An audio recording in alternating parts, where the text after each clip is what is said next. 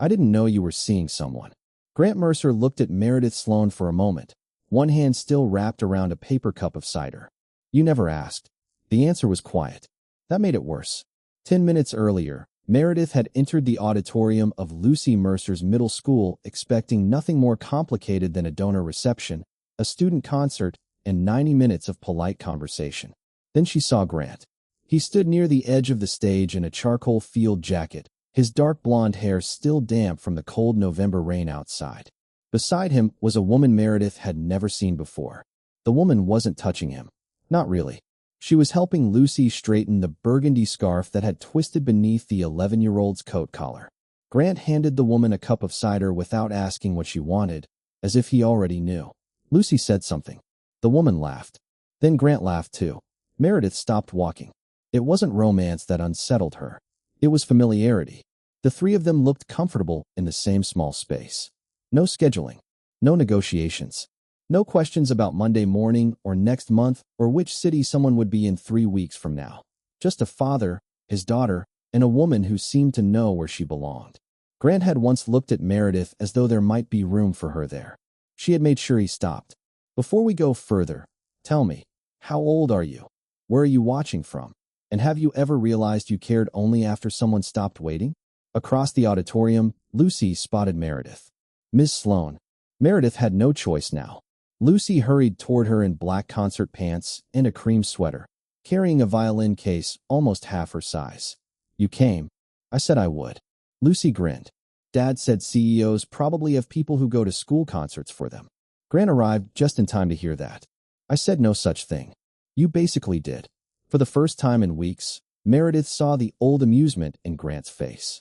Then the other woman joined them. Dad, this is Ms. Ward, Lucy said. She's helping with the winter concert. Celeste Ward offered Meredith a hand. Celeste. Meredith. Nothing about Celeste was threatening.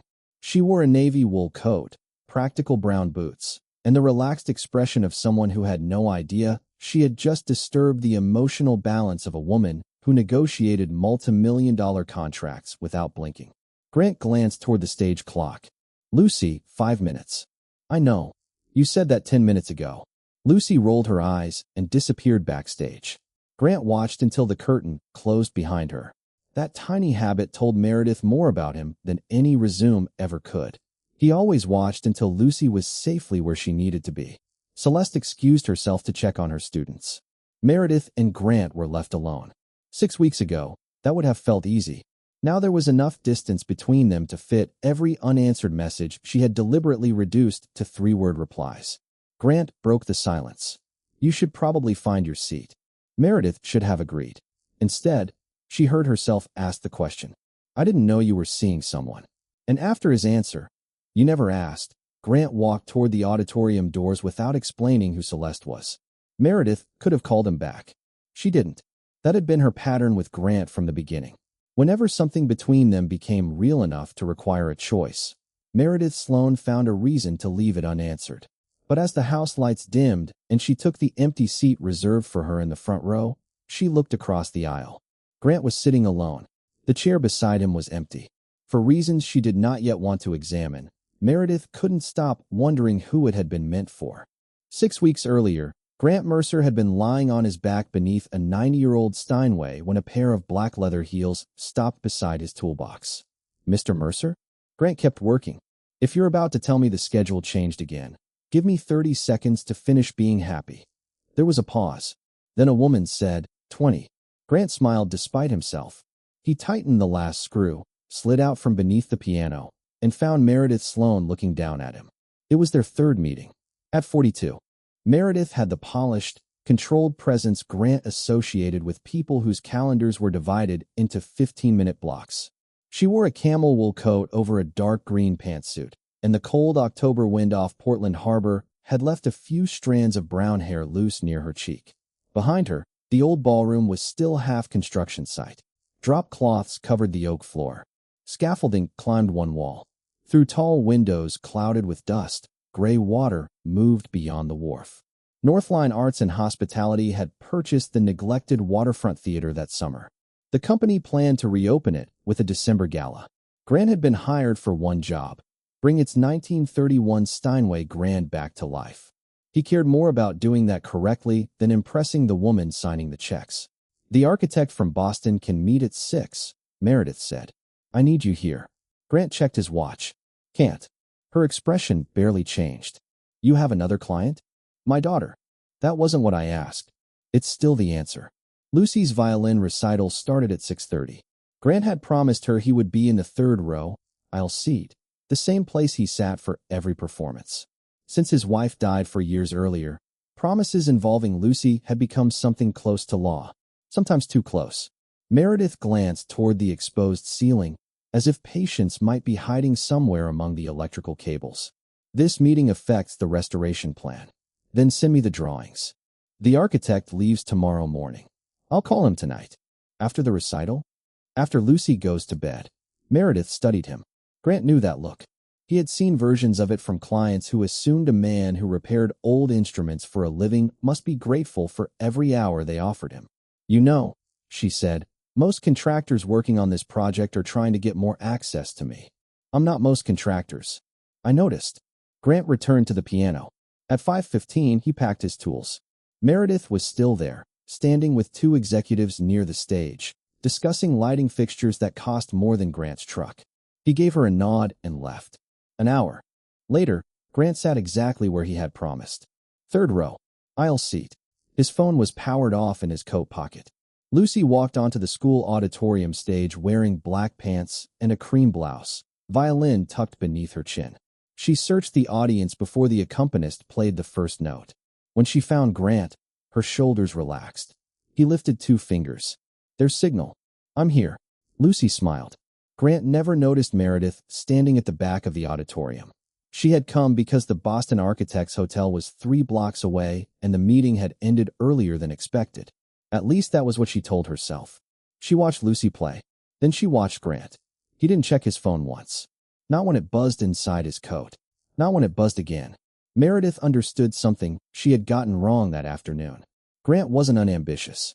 He was disciplined about something she had never learned to put on a calendar. After the recital, Lucy ran into the lobby and wrapped both arms around him. You heard the bad note. What bad note? Dad, I heard a musician recover so fast nobody cared. Lucy narrowed her eyes. That means yes. Grant laughed. Then he looked past her. Meredith stood near the doors. For once, she seemed slightly unsure what to do with her hands. Grant walked over. Didn't expect to see you here. I was nearby. Sure. Her eyes narrowed. Are you always this annoying outside work? Usually worse. That almost made her smile. Almost. Lucy appeared beside him. Dad, pizza. Grant checked the clock. Right. Meredith looked between them. Celebration? Tradition, Lucy said. Even when I play a bad note. There was no bad note, Grant said. Lucy groaned. Meredith finally smiled. It changed her face more than Grant expected. He noticed. And Meredith noticed him noticing. For a second, neither looked away. Then Lucy pulled on Grant's sleeve. Pizza. Grant stepped back. Good night, Meredith. Good night, Grant. He and Lucy disappeared into the cold. Meredith remained by the glass doors, watching them cross the wet parking lot beneath one umbrella. She had spent years believing freedom meant never having to arrange her life around anyone else. Watching Grant open the passenger door for his daughter, Meredith wondered for the first time whether there might be another name for what he had. Not limitation. Not sacrifice. Something closer to belonging. By the second week of November, Meredith had stopped pretending she needed to visit the theater every afternoon. She simply showed up. Grant noticed on a Tuesday when she walked into the ballroom carrying 2 coffees, set one beside his tools, and said, Decaf. He looked at the cup. You remembered. You complain about not sleeping when you drink caffeine after 2. I mentioned that once. You mentioned it loudly. Grant smiled and went back to adjusting the Steinway's action. The restoration was finally beginning to look like something other than controlled destruction. The piano's black finish had regained its depth, the brass hardware had been cleaned, and several restored keys waited beneath a cotton cloth. Across the ballroom, Lucy sat at a folding table doing math homework. Grant had picked her up from school 20 minutes earlier. His original plan had been to finish at home, but a replacement part had arrived late, and he needed another hour. Meredith glanced toward Lucy. Does she always do homework at your job? when the job refuses to respect business hours. I'm standing right here. I know. Lucy looked up. He talks like that to everybody. I'm starting to realize that. A few minutes later, Meredith crossed the room and stopped beside Lucy. What are you working on? Fractions. Meredith studied the worksheet. I was hoping you'd say something easier. Lucy blinked. You run a company. That mostly involves people sending me spreadsheets and pretending they're emergencies. Lucy considered this. Dad does that with piano parts. Exactly. Grant looked over his shoulder. Somehow, without trying, Lucy had made Meredith Sloan sit in a folding chair beside a backpack covered in violin stickers. It was an image Grant hadn't expected to like as much as he did. The small moments kept accumulating. Meredith learned Lucy hated raisins but loved dried cranberries. Grant learned Meredith skipped lunch whenever. Board meetings ran long. After that, a turkey sandwich occasionally appeared beside her laptop without explanation. Neither acknowledged the arrangement. Then came the rain. It hammered Portland Harbor one Thursday evening, turning the windows black and silver. Construction crews left early, and by 7 the ballroom belonged only to Grant and Meredith. Lucy was spending the night with Grant's parents. Grant had applied a fresh coat of varnish to part of the piano case, which meant neither of them could do much except wait. Meredith ordered Thai food. They ate from cardboard containers while sitting on the edge of the stage. For once, she wasn't wearing a suit. She had changed into a charcoal sweater beneath her wool coat, and without a conference table between them, she seemed less guarded.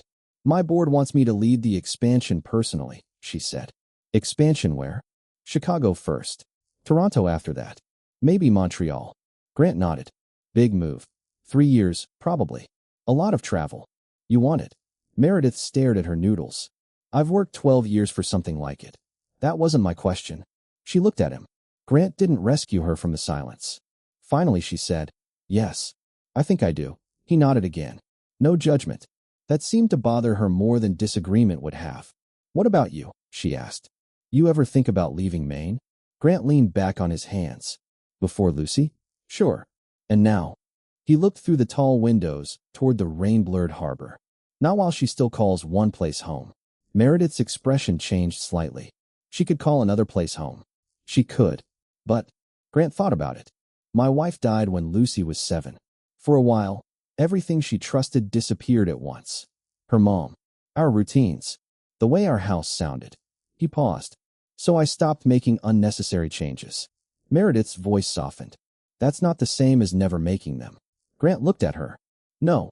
But the answer came slower than he wanted. The rain filled the silence between them. Meredith had built her life around movement. Grant had built his around staying. Neither philosophy had seemed lonely until they were. Sitting beside someone who lived by the opposite one. On stage behind them, the old Steinway waited beneath the work lights, halfway restored. Grant glanced at Meredith. She was already looking at him. This time, neither of them made a joke. And for the first time, attraction wasn't the complicated part. The future was. The almost kiss happened on a Wednesday night, and for 3 seconds Grant forgot every practical reason it shouldn't. The theater was nearly finished now. Most of the scaffolding was gone. The chandeliers worked again, and the Steinway sat beneath warm stage lights, its restored black finish reflecting the empty ballroom. Meredith stood beside Grant at the piano. You missed a spot, she said. He looked where she pointed.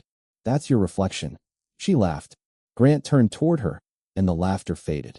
She was close enough that he could smell rain on her wool coat. Meredith's eyes dropped briefly to his mouth.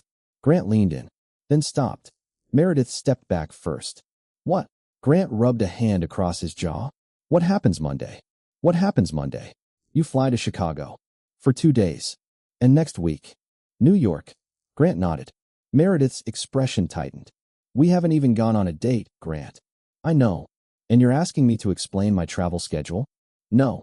I'm asking what this is supposed to be when you're not standing in this room. Her face changed. Grant immediately knew he had touched the exact subject she didn't want touched. 2 adults can have dinner without designing the next 5 years, she said. If it were only me, I'd agree. But it isn't. No, Lucy was part of every serious choice he made. Grant didn't apologize for that. Meredith folded her arms. You think having dinner with me somehow destabilizes your daughter? That's not what I said. It sounds pretty close. Grant exhaled. He wanted Meredith. That was precisely why pretending this was casual felt dishonest. I'm not asking you for a promise, he said. I'm asking whether you actually have room for someone. Meredith stared at him. I have a life, Grant. So do I. The silence after that was different from the ones they had shared before. Colder. Meredith picked up her bag. I have an early flight. Meredith, good night. She left before he could decide whether stopping her would fix anything or only postpone the same argument. The next morning, Grant sent her a photo of the restored pedal assembly. Her reply came 20 minutes later. Looks good. Thank you. 2 days later, he sent a question about the gala setup. Approved. The following week, please coordinate with facilities. No coffee appeared beside his tools. No charcoal sweater crossed the ballroom at 4 in the afternoon. No Meredith sitting beside Lucy pretending fractions were beyond her executive abilities. Grant noticed every absence. For several days, he told himself to give her space. Then several days became 2 weeks. Eventually, Grant stopped finding reasons to message her.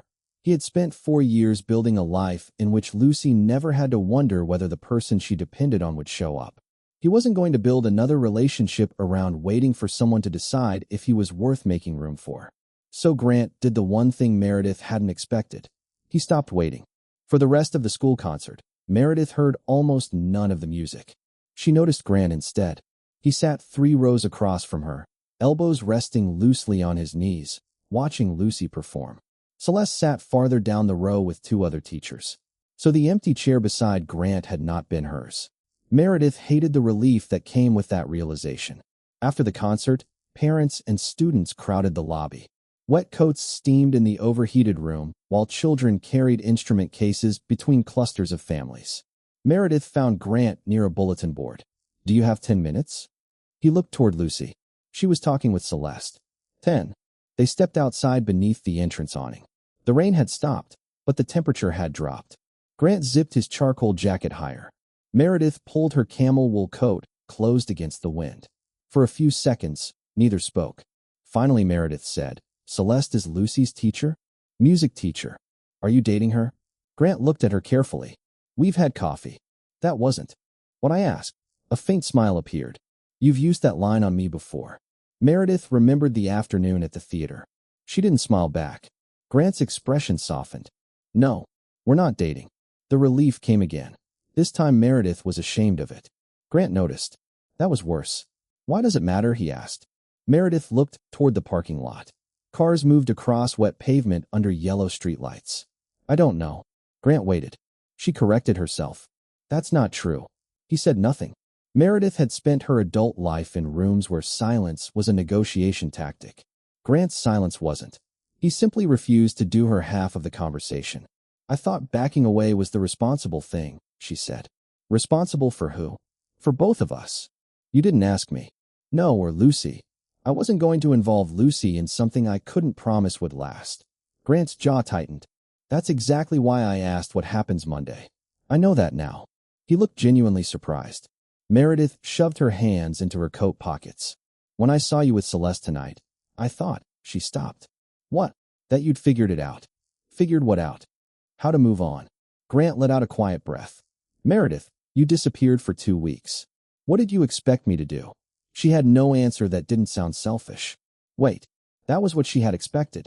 Not consciously, not fairly, but somewhere beneath all her careful reasoning. She had assumed Grant would remain exactly where she left him until she decided whether she wanted to come back. Seeing him with Celeste had destroyed that assumption in seconds. I'd like to have dinner with you, Meredith said. Grant's eyebrows rose. A real one. No takeout containers. No construction dust. And no discussion about Monday. Meredith held his gaze. Especially Monday. They met the following evening at a small restaurant near the harbor. Grant wore a navy sweater under his jacket. Meredith arrived in a dark wool coat and burgundy scarf, cheeks pink from the cold. For the first 20 minutes, they talked about safe things.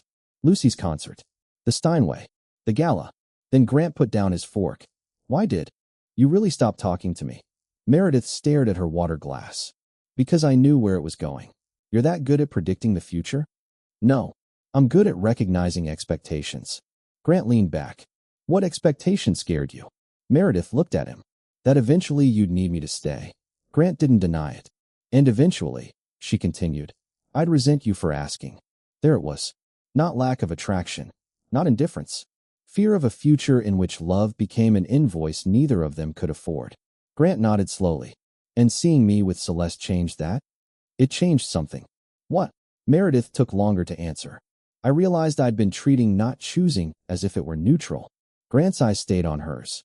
And now I know it isn't. Outside, cold wind pushed dry leaves along the sidewalk. Grant wanted that answer to be enough. It wasn't. Because Meredith admitting she cared did not change Chicago. It did not change Toronto. It did not change Lucy. And it did not change the promise Grant had made himself for years earlier, that his daughter would never again have to build her life around someone who might disappear. Still, when Meredith reached across the table and placed her hand near his, Grant didn't pull away. He didn't take it either. Not yet. For the first time, they had stopped pretending the problem was whether they wanted each other. Now they had to find out whether wanting each other could survive the lives they had already chosen. For the next 2 weeks, Meredith tried something she had always considered inefficient. She made room. Not promises. Not dramatic declarations. Room. She blocked 2 evenings in Portland and refused to let her assistant fill them.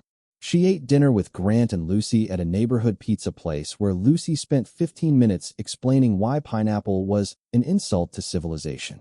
Meredith attended a Saturday rehearsal and discovered Grant was incapable of whispering when he thought Lucy was playing too fast. Grant changed too. When Meredith's flight from New York landed late, he moved dinner instead of canceling it. When a board call interrupted coffee, he waited without making her feel guilty. For a little while, compromise looked easy. Then Chicago called on a Tuesday morning. A North Line redevelopment project had failed its final safety inspection. The opening was days away. Contractors blamed one another. The city threatened to delay occupancy, and dozens of employees scheduled to begin work the following week suddenly had no certainty about their jobs. Meredith called Grant from the theater. I have to fly out this afternoon. Grant was kneeling beside the Steinway, fitting the final section of trim. He stood slowly. Lucy's concert is Thursday. I know. You told her you'd be there. I know. Grant heard the strain in her voice. This wasn't Meredith choosing a meeting over Lucy. This was Meredith being responsible for something bigger than her own schedule. When will you know? He asked. Tomorrow. Grant nodded. Then call me tomorrow. On Wednesday night, she did. She wouldn't make it back. Grant stood in his kitchen while Lucy sat at the table nearby, pretending not to listen. Okay, he said. Meredith went quiet. You're angry. I'm disappointed. There's a difference. There needs to be. After they hung up, Lucy stared at her homework. She's not coming? No, because of work? Yeah. Lucy erased something that didn't need erasing. She said she would. Grant pulled out the chair across from her. She meant it when she said it. Lucy looked up. That doesn't make the chair less empty. Grant had no answer. Thursday night. He sat in the auditorium wearing a navy sweater beneath his winter coat. The seat beside him remained empty. Lucy walked onto the stage, found him, then looked once at the empty chair. Grant saw it. So did she. 600 miles away, Meredith stood inside an unfinished hotel lobby in Chicago wearing a black wool coat over her work clothes. 2 city inspectors were reviewing emergency exit plans while a contractor argued quietly into his phone. Meredith checked the time. Lucy's concert had started 7 minutes earlier. Her phone held a photo Grant had sent before the performance. Lucy backstage with her violin, smiling nervously. Meredith wanted to leave. For the first time in years, she genuinely wanted to walk away from a professional crisis. Then one of her regional managers approached. If we don't get approval tomorrow, we may have to push the opening 3 weeks. Meredith looked across the lobby. Employees were already being trained in rooms upstairs. Vendors had deliveries scheduled. Hourly workers had planned their December around paychecks that depended on those doors opening. She couldn't leave. And that was the problem. Not that she wouldn't. She couldn't. Later that night, Grant answered her call from his truck. How was she? Good. Did she ask about me? Grant watched snow flurries melt against the windshield. She didn't have to. Meredith closed her eyes. I'm sorry. I know. Another silence. Then Grant said, That's what scares me. Meredith understood immediately. He wasn't accusing her of being selfish. And she couldn't accuse him of being unreasonable. That made everything harder. Because until then, both of them had quietly believed the problem could be solved if the other person simply tried harder. Chicago proved otherwise. Meredith had responsibilities she could not abandon. Grant had a daughter whose trust he would not gamble. They cared about each other. They were trying. And for the first time, they had evidence that trying might not be enough. Meredith came back from Chicago on Saturday. By Sunday afternoon, she and Grant were standing in the finished ballroom, trying to solve a problem neither of them could repair with good intentions. The first real snow of December drifted past the tall windows. Grant wore a gray sweater beneath his work jacket.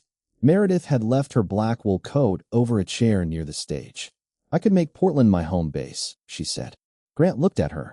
She continued before he could respond. "Not officially, but I could schedule around it. Spend more nights here. Fly out when I need to." "That's not what I was going to suggest." "What were you going to suggest?" Grant rested one hand against the Steinway. "If this becomes serious, Portland has to actually be home." Meredith went still. "For both of us." "Yes." "And Chicago?" "You travel when you need to." "Toronto?" "Same thing." "So nothing changes for you." Grant frowned. "That's not fair, isn't it?" He stepped away from the piano. "Lucy has school here. Her grandparents are 20 minutes away. Her friends are here. I'm not moving her every time your company opens another property." "I didn't ask you to." "Then what are you asking?" Meredith hesitated. "There are restoration projects everywhere, Grant. Boston, New York, Chicago. Lucy has summers. School breaks. You could take work outside Maine sometimes." Grant stared at her. "So Lucy's life becomes flexible around your travel schedule." "That's not what I said." "It sounds pretty close." Meredith flinched at hearing her own words from weeks earlier thrown back at her. Neither spoke for several seconds. Then she said quietly, "You keep calling it stability when what you mean is nothing changes." Grant's face hardened. "And you keep calling it freedom when what you mean is nobody gets to depend on you." The words landed harder than either expected. Meredith picked up her coat. Grant almost stopped her. He didn't.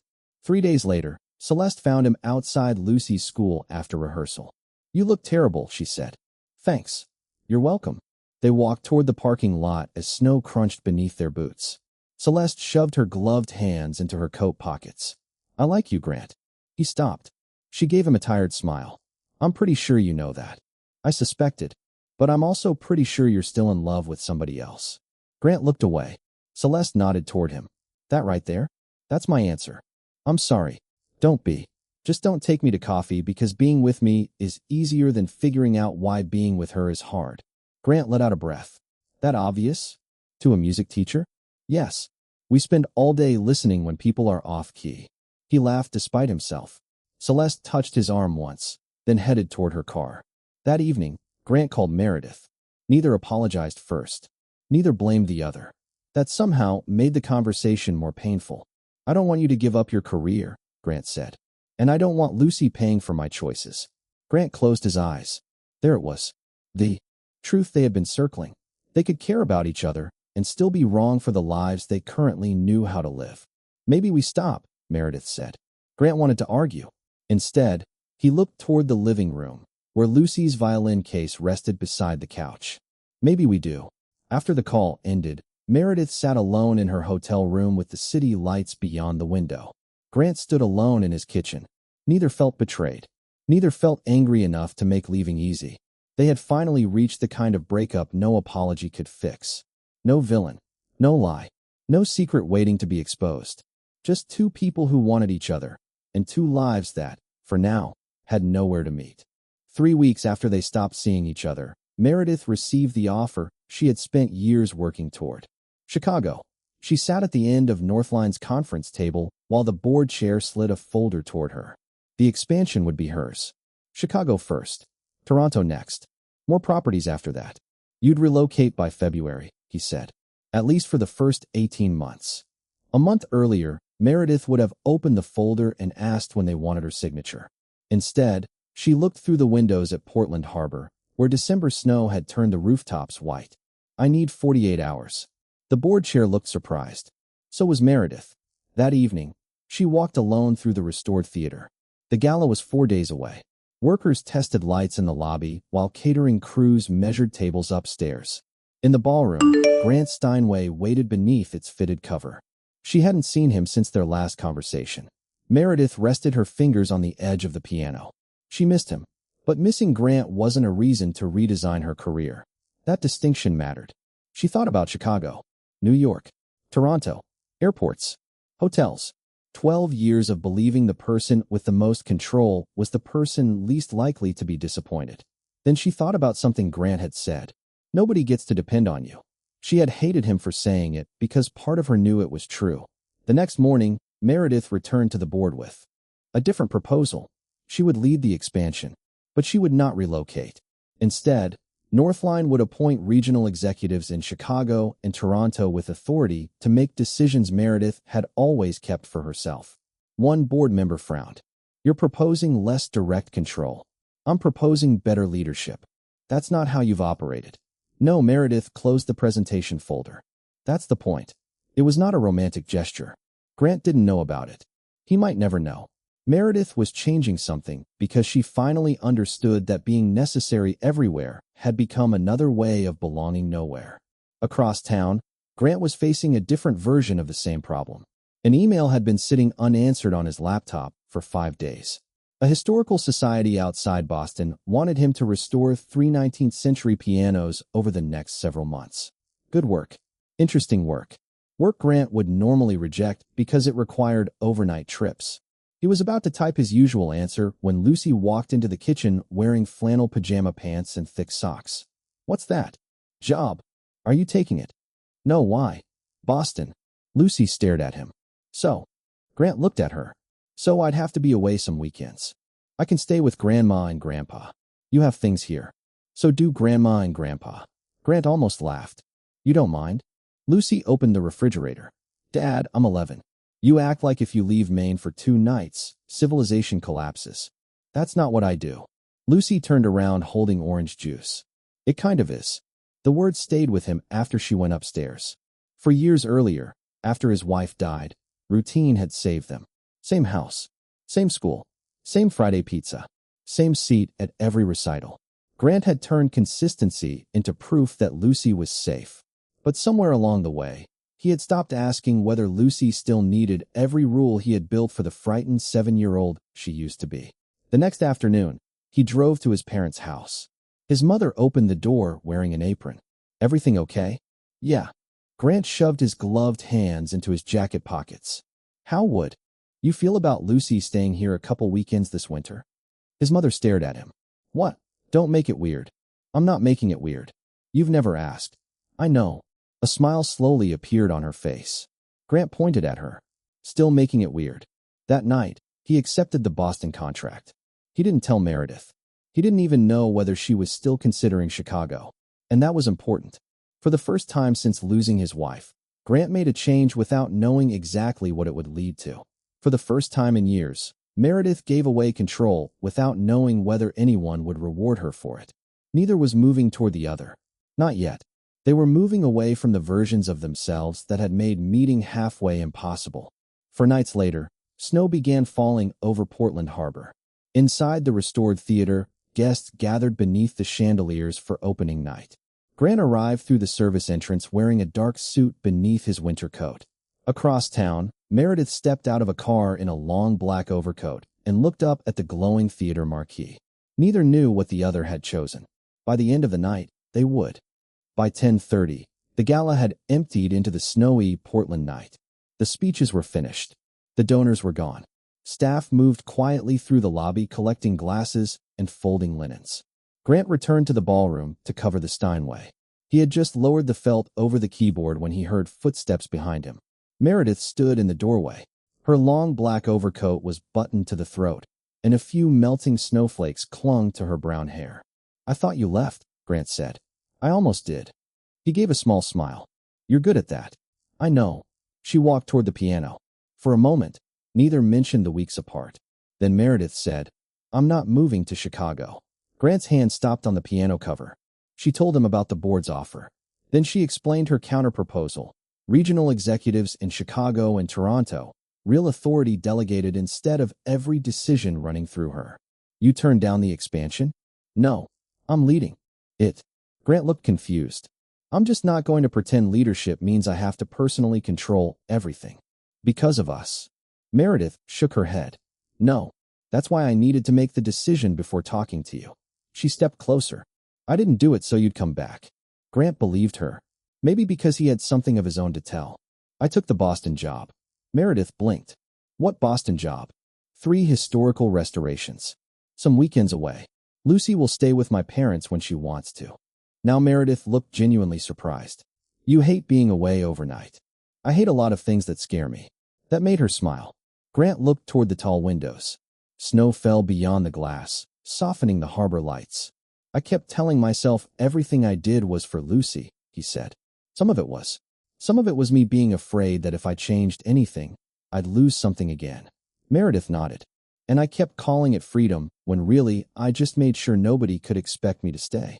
There was no dramatic apology after that. They didn't need one. The important thing was that both had changed before knowing whether the other would be there to see it. Meredith glanced at him. So what does this mean? Grant pulled out his phone and checked the calendar. Lucy has a small concert next Friday. 7 o'clock. Meredith laughed softly. That's your answer? It's a start. And if work gets in the way? Grant put the phone away. Then tell us before the chair is empty. Meredith's smile disappeared, replaced by something quieter. Okay. Grant held out his hand. She took it. They walked through the darkened lobby together. Outside, Grant locked the theater doors while Meredith waited on the steps instead of heading for her car. For years, each of them had confused something with strength. Grant had confused never changing with protecting the people he loved. Meredith had confused never needing anyone with freedom. Neither had been weak. Neither had been cruel. They had simply built defenses that once served them and eventually became walls. And maybe that is worth remembering beyond Grant and Meredith. A job title can tell you how much authority someone has at work. A bank account can tell you what someone can afford. Neither tells you how much dignity that person deserves. Grant was not more worthy because a CEO wanted him. Meredith was not more worthy because she had money and power. Celeste was not less important because she wasn't the woman Grant ultimately chose. Rich or poor, powerful or struggling, people deserve basic respect, care, and the chance to be known before they are judged. No one becomes lesser because they have less money, a modest job, worn clothes, or a harder life. And no one becomes more human because their name appears on an office door. Grant opened his umbrella. Meredith stepped beneath it. They walked toward the parking lot as fresh snow covered the footprints ahead of them. They had no guarantee that this would work. They had something better than a guarantee. They finally understood what they were asking of each other. And this time, neither of them walked away first.